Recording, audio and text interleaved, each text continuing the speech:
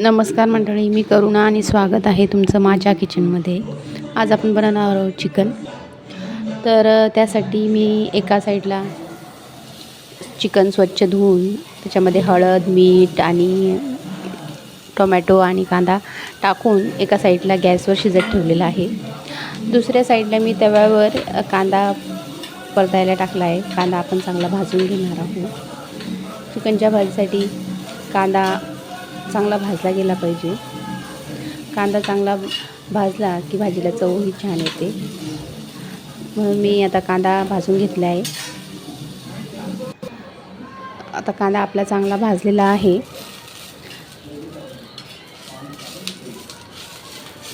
कांदा चांगला भाजलेला आहे आपला. तर त्या एका साईडला मी पुन्हा आपला लसूण पण साफ करून घेतले आहे. लसूण, अद्रक आता मी कांद्यामध्ये टाकलेलं आहे आणि ते पण थोडंसं त्याच्या कांद्यासोबत थोडं भाजून घेणार आहे. आणि ते भाजल्यानंतर एका प्लेटमध्ये आपण ते काढून घेणार आहोत. कांदा आणि अद्रक, आलं, लसूण आणि त्याच तव्यावर मग मी खोबरं भाजून घेणार आहे. धने वगैरे मी टाकणार नाही आहे, कारण घरचा मसाला आहे त्याच्यामध्ये सगळं आहे. तर मी धने वगैरे काही टाकणार नाही. तर इथे मी गॅसवर तव्यावर खोबरं टाकलेलं आहे आणि तेही भाजून घेत आहे. खोबरं चांगलं आपल्याला खरपूस भाजून घ्यायचं आहे. खोबरंही चांगलं आपलं भाजलं गेलं पाहिजे. आता आपलं खोबरंही चांगलं भाजलेलं आहे. आता आपण खोबरंही काढून एका प्लेटीमध्ये काढून घेऊ आणि वाटण तयार करून घेऊ. खोबरं आपलं आता एका प्लेटीमध्ये मी काढून घेतलेलं आहे. आता मी मसाला मिक्सरला वाटून आणि गॅसवर कढाई ठेवली आहे. तर कढाईमध्ये तेल टाकते. इथे साधारण मी 3 पळ्या तेल टाकलेलं आहे.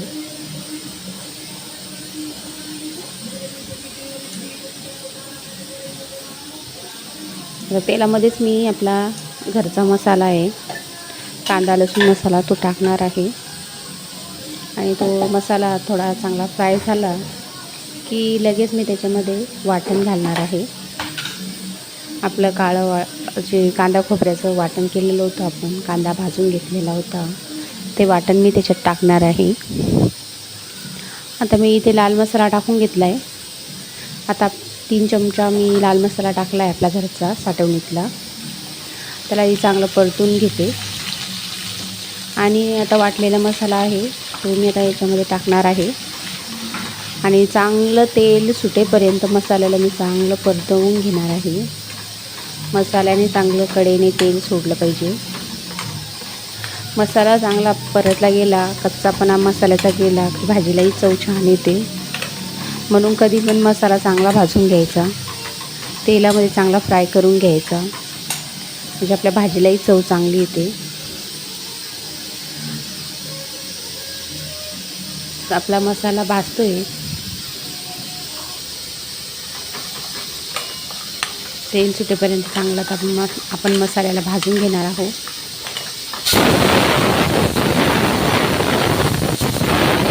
आता कडेकडेनं तेल सुटायला लागले मसाल्याचं.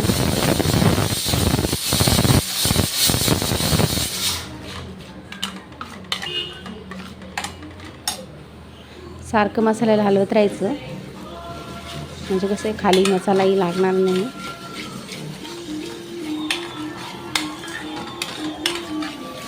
मसाला चांगला आपला परतला की त्याच्यात आपण जे चिकन शिजवून घेतलं होतं ते आपण मसाल्यामध्ये टाकणार आहे.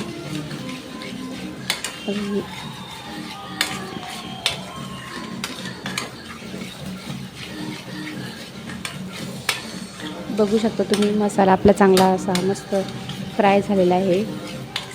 साईडनेही तेल सुटायला लागलेलं आहे.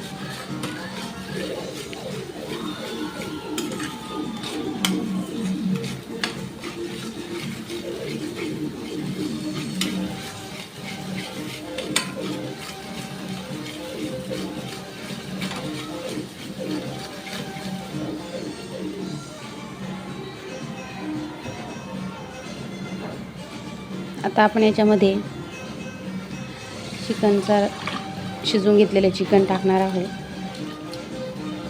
आणि त्याला मिक्स करून घेणार आहे.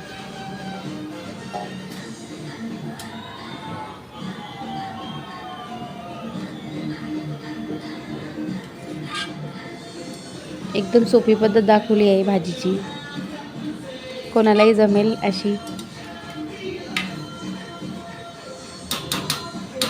भाजीला तर चांगली उकळी आलेली आहे. भाजी एकीकडं आपली उकळते, तोपर्यंत मी आता ज्वारीची भाकरी पण करून घेणार आहे.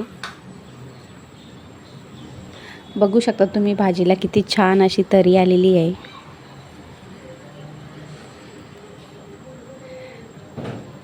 आपला मसाला चांगला परतला गेला की भाजीला तरीही छान येते. म्हणून भाजीला मस्त अशी तरी आलेली आहे. भाजीला मी 10 मिनटं गॅसवर मंद आचेवर भाजीला चांगलं शिजू देईल आणि मग मी एका साईडला भाकरी करणार आहे भाजी झाल्यानंतर.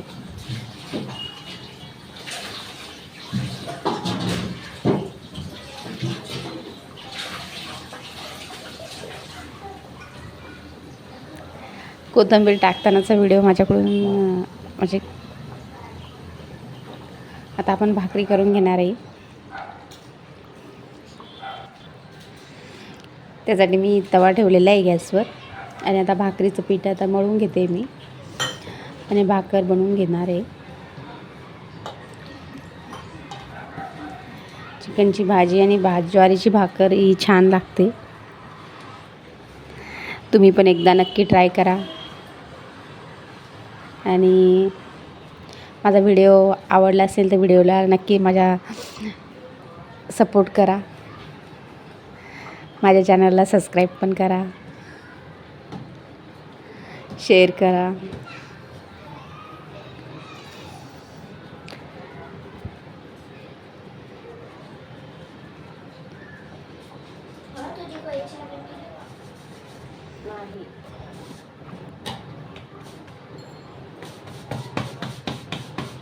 भाकर आपण कापून घेते मी भाकर.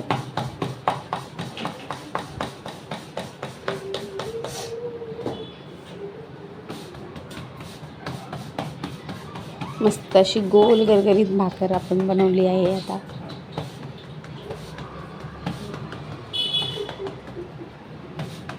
जास्त जाडे नाही, जास्त पातळी नाही.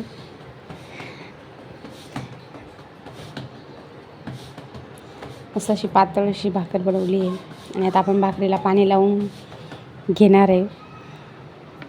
वरून भाकरीला चांगलं पाणी लावून घ्यायचं.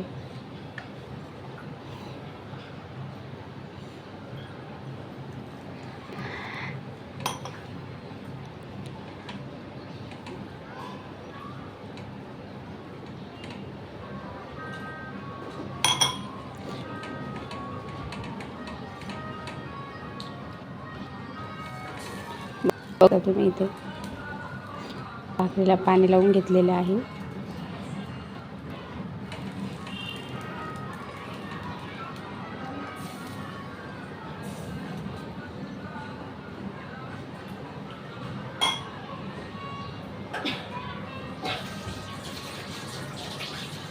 आता आपण भाकर पलटी करून घेणार आहे.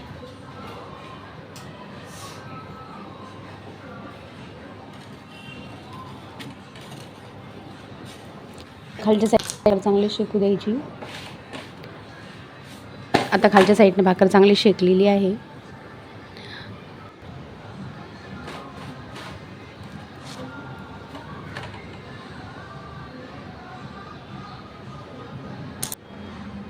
बघू शकता कशी भाकर आपली टम्म फुगलेली आहे.